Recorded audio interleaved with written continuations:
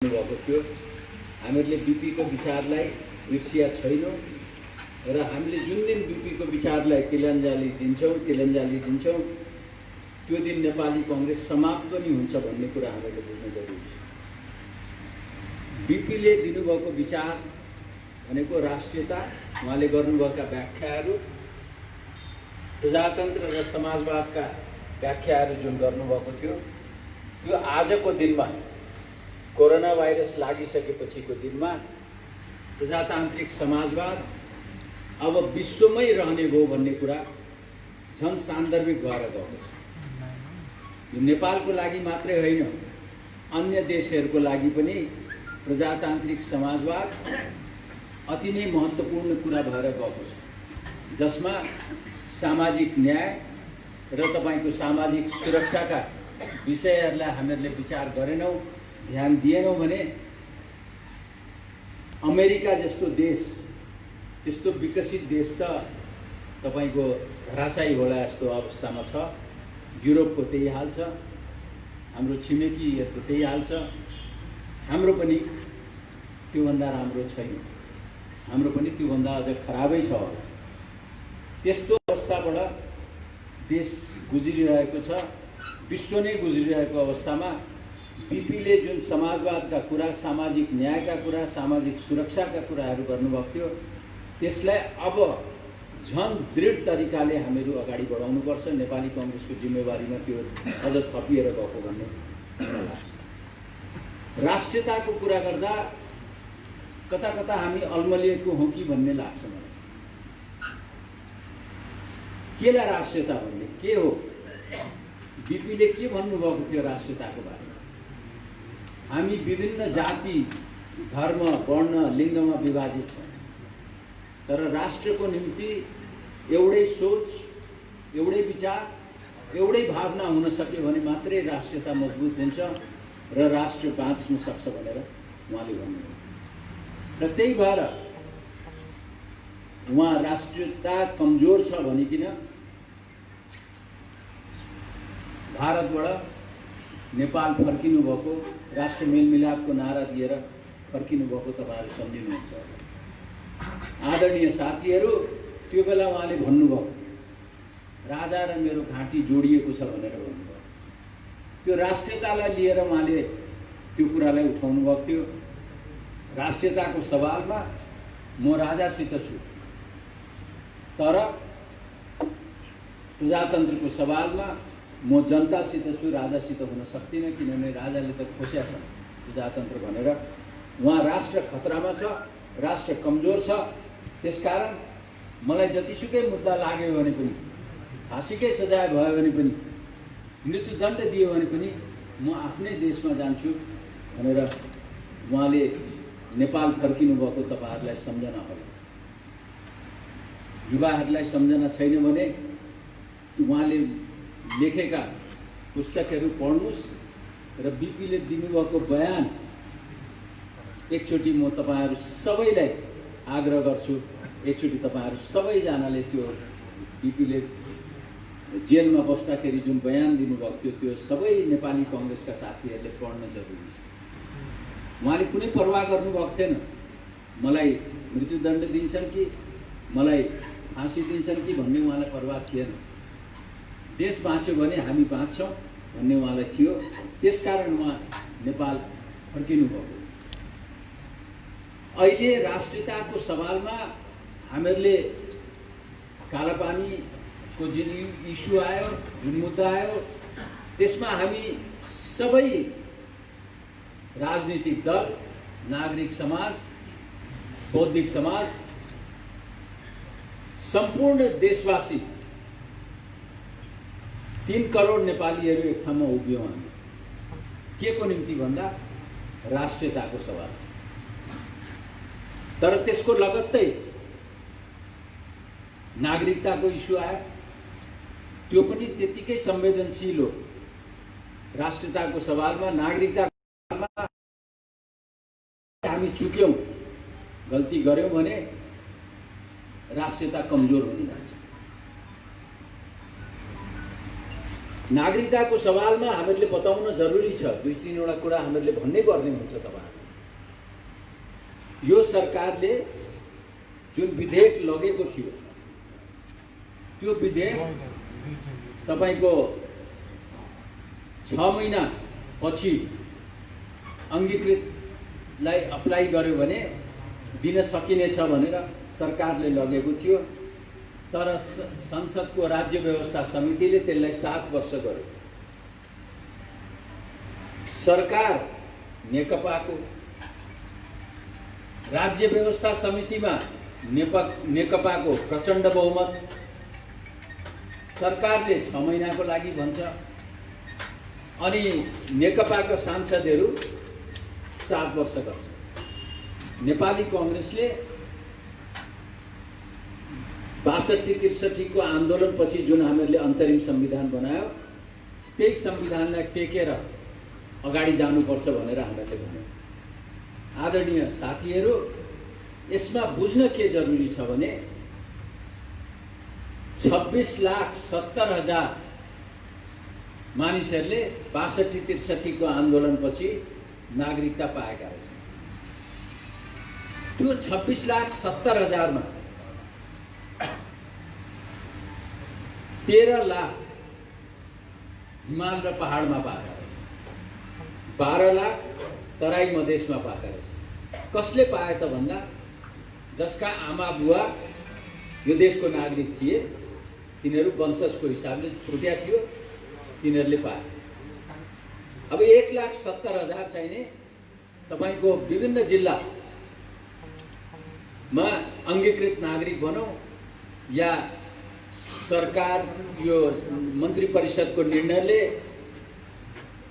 तपाईको 5 जनाको सिफारिसमा नागरिकता दिने भनेर भन्यो।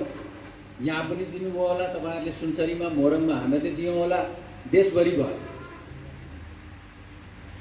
कति भयो भन्दाखेरि 1,70,000 ले त्यसरी पाएका रहेछ। मेरो होइन, यो आँकडा गृह मन्त्रालयको आँकडा म तपाईहरुलाई भन्छु। जसरी कम्युनिस्टहरूले भन्छन् 40 लाख बाँड्यो, 40 लाख अंगीकृत थियो, त्यो होइन भन्ने कुरा मैले तपाईहरुको माझमा राख्न पर्यो। दोस्रो कुरा, 2009 सालदेखि नागरिकता वितरण गर्न थालियो र त्यसपछि तपाईको 2075 साल 66 वर्षको बीचमा कति जनाले अंगीकृत पाए त भन्दाखेरि 3,54,000 66 वर्ष नेपालको इतिहासको 66 वर्षमा 3,54,000 ले अंगीकृत नागरिकता लिएको छ। यो आँकडा पनि हामीले राख्नुपर्छ, आफ्नो दिमागमा राख्नुपर्छ जब हामी छलफल गर्छौं। म चाहन्छु तपाईहरु बौद्धिक समाजका व्यक्तित्वहरू म देख्छु, तपाईहरु यो विषयमा छलफल गर्नुहोस्। दोस्रो कुरा, नेपाली कांग्रेसले भर्खरै एउटा निर्णय गर्यो, 62-63 को जुन अन्तरिम संविधान हामीले बनायो त्यो संविधान अनुसार हामीले नागरिकता दिनुपर्छ भनेर भन्यो। अब त्यो अहिले राज्य व्यवस्था समितिमा छ, छलफल होला, अगाडि जाला, अब के हुन्छ थाहा छैन। तर यहाँ हामीले बुझ्न के जरुरी छ भने महिला दिदी बहिनीहरू, खास गरिकन सांसदहरूलाई मैले इंगित गर्न खोजेको, संसदको पोस्टबाट बाहिर आएर उहाँहरू के भन्नुहुन्छ भने लैंगिक समानता हुनुपर्छ भनेर भन्नुहुन्छ। तर संसदमा गइसकेपछि पुरुषमा भेदभाव गर्नुहुन्छ। यो अहिलेको विश्वमा लैंगिक समानता भएन भने समावेशिता कसरी तपाईहरुले कल्पना गर्न सक्नुहुन्छ? हुनै सक्दैन। कल्पना गर्नुस्, तपाईका छोरा छोरीहरू, एउटा छोरा छन्, एउटा छोरी छ, दुईटै अविवाहित छ। कल्पना गरौँ एकछिन, होलान् कतिको? दुईटैले विदेशीसित बिहा गर्यो, दुईटै नेपालमा बस्छु भनेर भयो। एउटालाई नागरिकता दिने, अर्कोलाई नागरिकता नदिने कसरी हुन सक्छ? एउटै परिवारको कुरा गर्दैछु। त्यो अत्यन्त गम्भीर विषय छ। त्यसमा हामीले के गर्न सक्छौँ, के कारणले यो आइरहेको छ भन्दा अङ्गीकृत नागरिकहरूले हामीले केही माथिल्लो पोस्टहरू राष्ट्रपति, उपराष्ट्रपति, प्रधानमन्त्री, कमान्डर इन चिफ, स्पिकर यिनीहरूलाई बन्देज लगाएको छ, गभर्नरहरू बन्देज लगाएको छ। हाम्रो तल पनि एउटा बन्देज लगायो भने समान हक दिन सकिन्छ कि सकिँदैन? यो प्रश्न तपाईहरुलाई म छोडेर जाँदैछु। आज म यो किन भन्दैछु भने नागरिकता अङ्गीकृत नागरिक दिउँ, तर एकचोटिलाई भोटिङ राइट्स हामीले नदियो भने त्यसले केही समस्या उत्पन्न गर्छ हामीलाई। अहिलेसम्म त ज्वाइँले नागरिकता पाएकै छैन नि यो देशमा, दिएकै छैन। फिजीकरण हुन्छ भन्ने केही महानुभावहरूको भनाइ पनि छ, नेपाली कांग्रेसमा पनि छ। फेरि म नेपाली कांग्रेसको छैन भनेर भन्दिनँ, तर लैङ्गिक समानता हामीले कसरी गर्ने? महिलालाई 7 वर्ष रोक्ने हो भने पुरुषलाई पनि दिउँ 7 वर्ष रोकेर, 15 वर्ष रोक्ने हो भने 15 वर्ष रोक्नु। तर त्यसका हामीहरूको आफ्नै संस्कृति छ, रीतिरिवाज छ, भौगोलिक अवस्था भिन्दै छ। हामी कहाँ हेर्छौँ भने हामीहरू खालि दक्षिणतिर मात्रै हेर्छौँ। हामीहरू हेर्यौँ एकछिनलाई, कल्पना गरौँ उत्तरतिर टिबेटियनहरूले पनि त बिहाबारी गरेर आइरहेका छन् त। हाम्रो नेपाली समाजमा बिहाबारी भइरहेका छ, रसुवामा बिहाबारी भइरहेका छ, सिन्धुपाल्चोकमा बिहाबारी भइरहेका छ, मुस्ताङमा बिहाबारी भइरहेका छ, दोलखामा बिहाबारी भइरहेका छ। त्यति मात्रै होइन, हाम्रै छिमेकी जिल्ला, तपाईहरुकै छिमेकी जिल्ला झापा, इलाम, पाँचथर, ताप्लेजुङमा नेपाली भाषी तर भारतीय मूलका नेपाली भाषीहरूसित बिहाबारी भइरहेका छन्। उनीहरूलाई नागरिकता दिने कि नदिने हो? यो सबै समस्यालाई हामीले, तपाईहरु बौद्धिक समाजका व्यक्तित्वहरू हुनुहुन्छ, अलिकति गहन छलफल तपाईहरुले चलाउनुस्। यो अत्यन्तै गम्भीर विषय छ। यो यही गर्नुपर्छ भन्ने होइन। कसैले भन्छन् अमेरिकामा यस्तो छ, भारतमा 7 वर्ष छ त यहाँ पनि 7 वर्ष लगाऊ। अमेरिकामा त के छ भने तपाईका छोराछोरीहरू जान्छन्, डेलिभरी भइहाल्यो भने अमेरिकामा बच्चा जन्मियो भने अमेरिकन सिटिजन दिइहाल्छ। त्यस्तो छ उहाँको कानुन। तर नेपालमा त हुन सक्दैन। त्यो कानुन बनाउनुमा त गयो त नेपाल। त कस्तो कानुन बनाउँदाखेरि हामीहरू सेफ हुन्छौँ? हामी आफ्नो यो संवेदनशील विषय, नागरिकताको संवेदनशील विषय पनि टुङ्गो लाग्न सक्छ। यसमा कुनै किसिमको, जसरी हामीहरूले कालापानीको इस्युमा एकमत हामीहरू भयौँ, सांसदहरू एकमत भयो, त्यस्तै नागरिकताको इस्युमा पनि एकमत भइकन हामीहरू अगाडि बढ्न सक्यौँ भने मात्रै राष्ट्रियता मजबुत हुन सक्छ। नत्र भएका अप्ठ्यारो परिस्थितिमा हामी पर्छौँ भन्ने मलाई लाग्छ।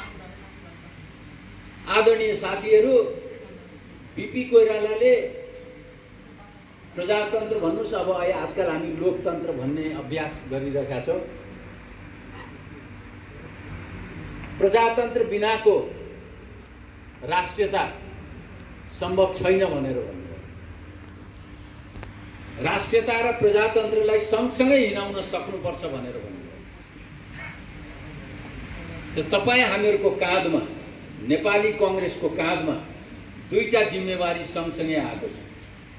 राष्ट्रियतालाई कसरी मजबुत गर्ने र प्रजातन्त्र जो अहिले नियन्त्रित छ, प्रजातन्त्र समाप्त हुँदैछ, त्यो नियन्त्रित प्रजातन्त्रलाई कसरी हामीहरूले फर्काउने? तपाईको हेर्नुस्, प्रेस स्वतन्त्रता छैन। तपाईको सूचना प्रविधि विधेयक अब पास हुनेवाला छ। त्यो पास भइसकेपछि फेसबुकमा तपाईहरुले यताउति लेख्न पाउनुहुन्न। समातेको त सुनिरहनु भएको होला कतिले, अहिले पनि आजकै दिनमा पनि समातिरहेका छन्, समातिया छन् मान्छेहरू। आफ्नो मानिसको अभिव्यक्ति स्वतन्त्रतामाथि आघात पुग्दैछ।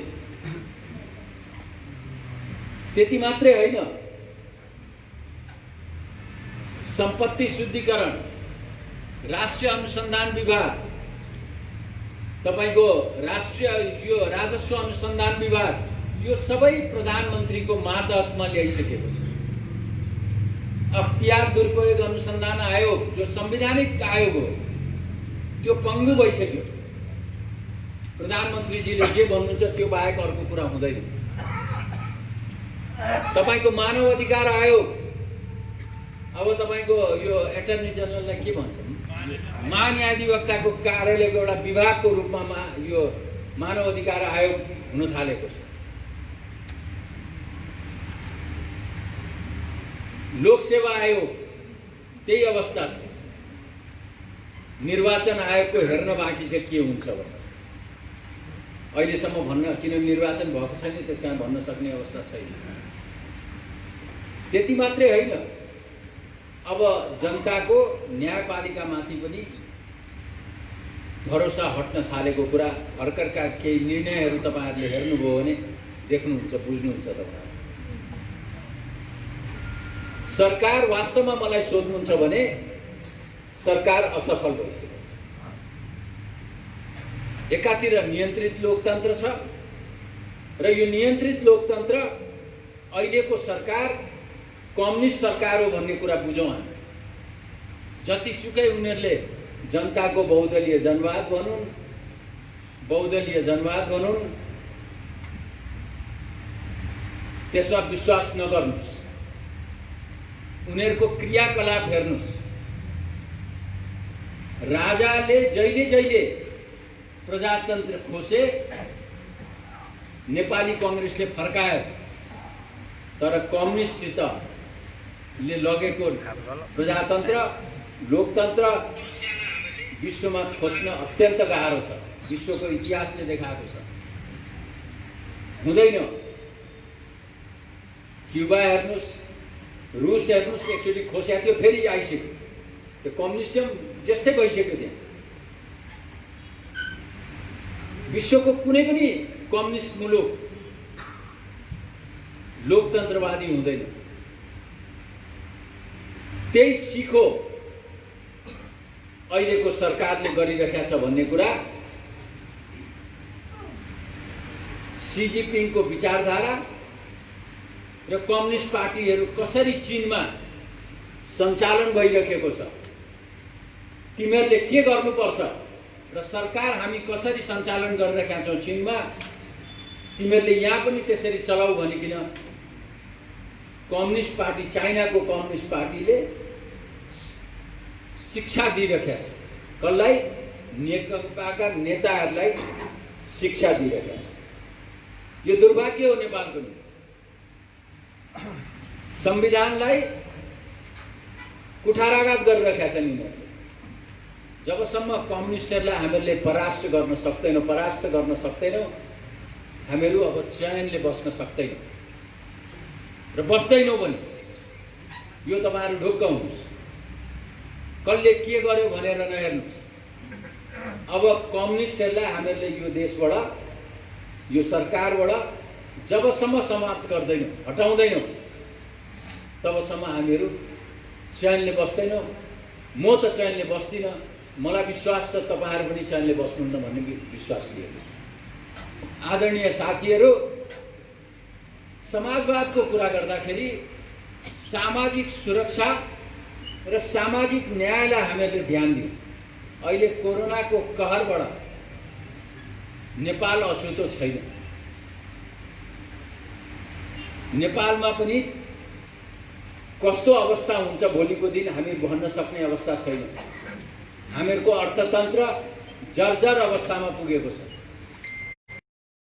यसपटकको ग्रोथ रेट 2% पनि लाग्दैन भनेर विश्व ब्याङ्कले भनिसकेको छ, आइएमएफले भनिसकेको छ। आदरणीय साथीहरू, त्यस्तो बेलामा 10 लाख श्रमजीवीहरू जो विदेशमा काम गरिरहेका थिए, जो भारतमा काम गरिरहेका थिए, खाडीमा काम गरिरहेका थिए, तिनीहरू फर्केर आफ्नो गाउँठाउँमा आएर बसेका छन्। उनीहरूको के अवस्था होला? सोचौँ हामी तिनीहरूलाई कसरी हामी उनीहरूको सिपलाई हामीले कसरी प्रयोग गर्न सक्ने, युज गर्न सक्ने, त्यतातिर हामीहरूले ध्यान पुर्याउन जरुरी छ। खास गरिकन स्थानीय तहमा हाम्रा साथीहरू सुनसरीमा, मोरङमा जहाँ जहाँ जित्नु भएको छ त्यहाँका साथीहरूले यो कुरालाई अत्यन्त गम्भीरताको साथ लिएर तिनीहरूलाई रोजगारीको अवसर कसरी सिर्जना गर्न सकिन्छ त्यतातिर हामीहरूले ध्यान दियौँ। आदरणीय साथीहरू, हामी कस्तो पार्टीसित लड्दैछौँ हेर्नुहोस्। जो सत्तामा छ,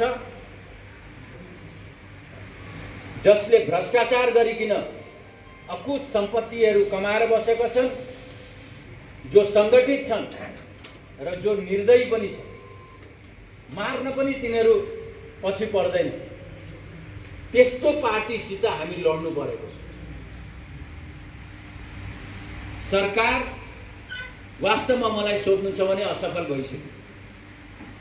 दण्डहीनता बढाइ छ, महँगी बढाइ छ, शान्ति सुरक्षा दिन सकेका छैन यो सरकारले।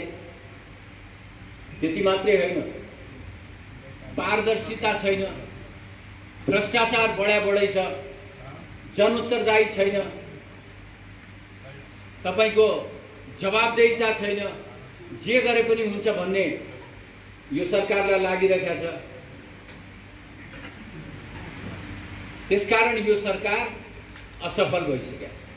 अब हामीहरूको जिम्मेवारी हो, हामीहरूले यो सरकारलाई कसरी विस्थापित गर्ने, त्यसको निम्ति 5 वर्ष त कुर्नु पर्यो। जम्मा अहिले 2.5 वर्ष भएको छ। त सङ्गठनमा हामीहरूले आफ्नो सङ्गठनलाई मजबुत गरिकन अगाडि गयौँ भने हामी पक्कै पनि हाम्रो मन्जिलमा जुन बिपी कोइरालाले भन्नुभएको थियो त्यहाँ हामी पुग्न सक्छौँ। अहिले नेपाली कांग्रेसको 14औं महाधिवेशनको सेरोफेरोमा हामीहरू छौँ। 14औं महाधिवेशनको डेट डिक्लेयर भइसक्यो। अघि एकजना मित्रले सोध्नुभएको थियो, प्रकाशजीले सोध्नुभएको थियो 14औं महाधिवेशन हुन्छ कि हुँदैन समयमा भनेर। हुन्छ भनेर हिँड, अब भएन भने पदाधिकारीहरू जिम्मेवार हुन्छन् भनेर पनि हामीले भन्नु। अब कहीँ छुट छैन उहाँहरूलाई। केन्द्रीय समितिले उहाँहरूले जे प्रस्ताव ल्याउनु भएको थियो त्यही प्रस्ताव हामीहरूले रुजु गरिदिया छ, पास गरिदिया छ। तपाईहरु लागिरहनु भएको छ यो महिनाको अन्तसम्म नवीकरण र क्रियाशील नयाँ क्रियाशील वितरण गर्ने भनेर भनेको छ। राजीवजी यही हुनुहुन्छ सभापति, जिल्ला सभापति, उहाँहरूको जिम्मेवारी हुन्छ। अब त्यहाँ केही अप्ठ्याराहरू आउँछन् किनभने फोरम लोकतान्त्रिक अब नेपाली कांग्रेसमा मिलिसकेका छ, एउटै पार्टी हामी भइसकेका छौँ। उहाँहरूको क्रियाशील अझ पनि आइसकेको छैन होला। 10 गतेसम्म दिन्छु भनेर भन्नुभएको छ। मेरो जिल्लामा पनि त्यो समस्या छ। तर अब हामीहरूले कुनै पनि यो फोरम लोकतान्त्रिक हो यसलाई पन्छाउँ भन्ने होइन। अब हामी सबै एकजुट भइकिन अगाडि बढ्नुपर्ने आवश्यकता छ। समायोजनमा हामीले गरिसक्यौँ, क्रियाशील पनि ल्याइसक्नु भएको छ फर्म। अब वडा सभापतिहरूले ती क्रियाशील को क्रियाशील हुने त्यसमा तपाईहरुले आफू जित्नको लागि नगर्नुस्। तपाईहरु जित्नुहुन्छ, नेपाली कांग्रेसमा खट्ने मान्छेलाई क्रियाशील दिनुस्। कम बनाएर केही फरक पर्दैन, तर एउटा गलत मान्छे तपाईले दिनुभयो भने त्यसले पुरा त्यो माछाको उनेक्स बिगार्छ नि त, पोखरी त्यस्तै हुन्छ। दिँदाखेरि अत्यन्त गम्भीर भएर तपाईहरु दिनुस्। तपाईहरुलाई यो नै मेरो शुभकामना छ। राम्ररी गर्नुस् सभापतिजीहरूले, वडा सभापतिजीहरू, किनभने त्यहीबाट क्रियाशील सुरु हुन्छ। त्यहाँबाट सुरु हुँदै हुँदै क्षेत्र प्रदेशको क्षेत्र आउँछ, त्यसपछि प्रतिनिधि सभाको क्षेत्र आउँछ, अनि जिल्लामा गएर त्यसलाई पूर्णता पाउँछ। समय हामीसित अत्यन्त कम छ। अब तपाईहरुले रात दिन अहोरात्र खटेर अगाडि जानुपर्ने आवश्यकता मैले देखेको छु। हामी कहिलेकाहीँ भन्छौँ नेपाली कांग्रेस कमजोर छ भने, म त देख्दिनँ नेपाली कांग्रेस कमजोर छ। हाम्रो मानसिकता कमजोर। मानसिकता चेन्ज गरौँ, मानसिकतालाई बदलौँ, हामी ठिक ठाउँमा पुग्छौँ। किनभने बीपी कोइरालाले जुन विचार दिनुभएको छ राष्ट्रियताको बारेमा, प्रजातन्त्रको बारेमा, समाजवादको बारेमा, त्यो विश्वले अँगालिरहेको छ। हामी कमजोर छौँ, हुनै सक्दैन। दोस्रो कुरा, नेपाली कांग्रेस गाउँमा बस्छ। नेपाली कांग्रेसलाई गाउँले बचाइरहेको छ, गाउँका साथीहरूले बचाइरहनु भएको छ नेपाली कांग्रेसलाई। त्यसकारण नेपाली कांग्रेस कमजोर छैन, हामी कमजोर, हामी लडाइँ गर्दैछौँ। त्यसकारण तपाईहरुलाई लागेको हामी कमजोर छौँ। नेपाली कांग्रेस कमजोर भयो भने लोकतन्त्र कमजोर हुन्छ। नेपाली कांग्रेस कमजोर भयो भने लोकतन्त्र कमजोर भएपछि देश कमजोर हुन्छ। अहिले जुन देखिरहनु भएको छ, मैले अघिदेखि जुन कुरा भने, देश अत्यन्तै अप्ठ्यारो परिस्थितिमा छ भनेर भने नेपाली कांग्रेसको कारणले मात्रै होइन, लोकतन्त्र धरापमा पर्दैछ। त लोकतन्त्रलाई बचाउनलाई जुन बीपीले खेल्नु भएको थियो भूमिका राणाको बेलामा, त्यसपछि राजाहरूसित, त्यो फेरि एकपटक हामीहरूले त्यस्तै हिसाबले हामीहरू अगाडि जानुपर्ने आवश्यकता मैले देखेँ। आदरणीय साथीहरू, राजनीति गर्ने व्यक्तिहरूमा राजनीतिक संस्कार चाहिन्छ, अत्यन्त जरुरी छ। संस्कार बिनाको राजनीति नगरे हुन्छ। म आजै भनिदिन्छु तपाईहरुलाई, राजनीति गर्ने व्यक्तिहरूमा नैतिकता पनि चाहिन्छ। नैतिकता बिनाको राजनीति त्यो खोक्रो राजनीति हुन्छ, राजनीति हुँदैन। र राजनीति गर्ने व्यक्तिहरूमा आचरण पनि चाहिन्छ। यो तीनटा कुरा हामीहरूको अहिले कमी छ। यो आचरण, नैतिकता र संस्कारलाई फेरि हामीहरूले माथि ल्याउन सक्यौँ भने हामी कहिले पनि पछि पर्न सक्दैनौँ भन्ने मलाई लाग्छ। आदरणीय साथीहरू, यहाँ युवाहरू पनि म धेरै देखिरहेको छु। अब नेपाली कांग्रेसको जिम्मा युवाहरूको काँधमा आउँछ। ढुक्क हुनुहोस्, नेपाली कांग्रेस बनेको युवा र हामी जस्ता पाका मानिसहरूको सम्मिश्रणले नेपाली कांग्रेस बनेको। अब नेपाली कांग्रेसको नेतृत्वमा त्यो गाउँदेखि नै केन्द्रसम्मै युवाहरूको नेतृत्व आउँछ। त्यसमा महिला, आदिवासी, जनजाति, थारू, मुस्लिम, मधेसी, खसारिया सबैलाई तपाईहरुले समावेश गरिकन अगाडि लग्नुस्। जुन बीपी कोइरालाले भन्नुभएको थियो, उहाँले कहिले भन्नु भएन समावेशी प्रजातन्त्र भनिकन, तर उहाँले काम गर्दाखेरि समावेशी हिसाबले सबैलाई समेटेर हिँड्नु भएको थियो। अब त्यो हामीहरूले विधानैमा, नेपाली कांग्रेसको विधानैमा लेखिदिया छ। 20 वर्षदेखि 40 वर्षका युवाहरू 75 लाख छन्। तिनीहरूको बारेमा सोचौँ हामी। अब तिनीहरूलाई कसरी नेपाली कांग्रेसमा संगठित गर्न सकिन्छ, तिनीहरूलाई रोजगारीको अवसरहरू कसरी दिलाउन सकिन्छ, कसरी स्वरोजगारका उपायहरू हामीले खोज्न सक्छौँ, कसरी सिप हामीले तिनीहरूलाई सिपका तालिमहरू हामीहरू दिएर अगाडि बढाउन सक्छौँ, त्यतातिर हामीहरू ध्यान दियौँ भने हामी पक्कै पनि नेपाली कांग्रेसलाई पुरानो अवस्थामा फर्काउन सक्छौँ भन्ने मलाई लाग्छ। आदरणीय साथीहरू, अघि साथीहरूले गुटको कुरा गर्नुभयो। राजनीति त्यो पनि लोकतान्त्रिक पार्टीमा विचारको गुट हुन्छ। यहाँ विचारको गुटमा फरकै छैन। विचार एउटै छ हामी, तर गुट बनाइरहेका छौँ। त्यो दुर्भाग्य हो हाम्रो लागि। नेपाली कांग्रेसमा विचारको राजनीतिको कुरा गर्दाखेरि एउटा उदाहरण मैले सधैँ दिने गरेको छु। बीपी कोइरालाले भन्नुभयो सशस्त्र क्रान्ति गर्नुपर्छ भनेर। ओखलढुङ्गा काण्डभन्दा ठिक पहिलेको कुराहरू। त्यही बेला सुमनजीले भन्नुभयो होइन राजासित मेलमिलाप गरेर जानुपर्छ भनेर भन्नुभयो। त्यही बेला किसुनजीले भन्नुभयो राजासित पनि होइन, म त भारत पनि जान्न, राजासित पनि हुँदैन, म त जेलमा बस्छु, सत्याग्रह गर्छु भनेर। त्यो विचारको राजनीतिलाई हामीहरूले अब स्थापित गरौँ। गुटको राजनीति विचारमा परिणत भयो भने त्यो राम्रो हुन्छ, होइन भने हामी बिग्रिन्छौँ, हामी समाप्त हुन्छौँ।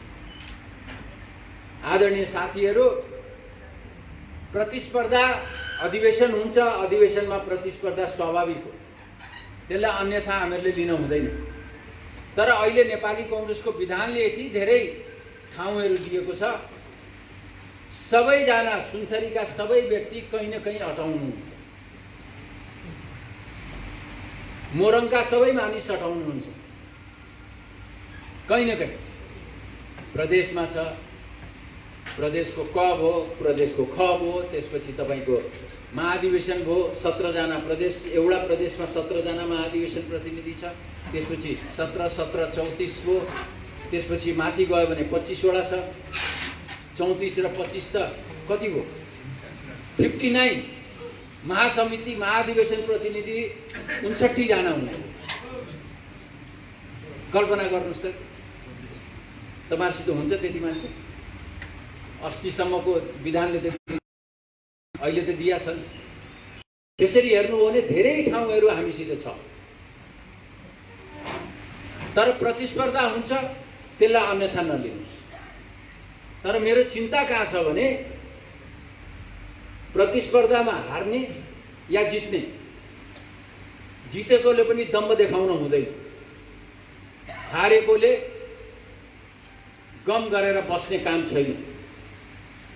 कहाँ हार जित हो भने नेपाली कांग्रेसभित्र हार जित हो। तर मलाई चिन्ता कहाँ लाग्छ भने जुन बेला कम्युनिस्टसित लड्नुपर्छ, भिड्नुपर्छ, आम निर्वाचन, त्यो बेला तँलाई देखाउँछु भनिकन तपाईँहरू लाग्नुभयो भने तपाईँहरू काङ्ग्रेसी होइन, त्यो पनि म भन्दैछु। निर्वाचनको बेलामा, आम निर्वाचनको बेलामा हामी एक ढिक्का भइकन अगाडि बढ्यौँ भने, जुन अहिले देखाउनु भयो तपाईँहरूले, सुनसरीमा राम्रो गर्नुभएको छ, 4 वटामा 3टा सिट तपाईँहरूले जित्नुभएको छ, प्रतिनिधि सभामा र तपाईँको यो उसमा पनि प्रदेश सभामा। तपाईँहरू त्यसको लागि बधाईको पात्र पनि हुनुहुन्छ। तर नेपाली कांग्रेस जुन हारेको छ, त्यही सिटमा हामी जुन झरेका छौँ केन्द्रमा अनि प्रतिनिधि सभामा, हाम्रा कारणले पनि हामी हार्यौँ भन्ने कुरा पनि बुझ्नुहोस्। त्यसकारण निर्वाचनको बेलामा एक ढिक्का भइकन हामी बढ्यौँ भने आजको कम्युनिस्ट, अहिलेको नेकपा र बनेको यो एमाले र माओवादी बनेको कम्युनिस्टलाई हामी परास्त गर्न सक्छौँ।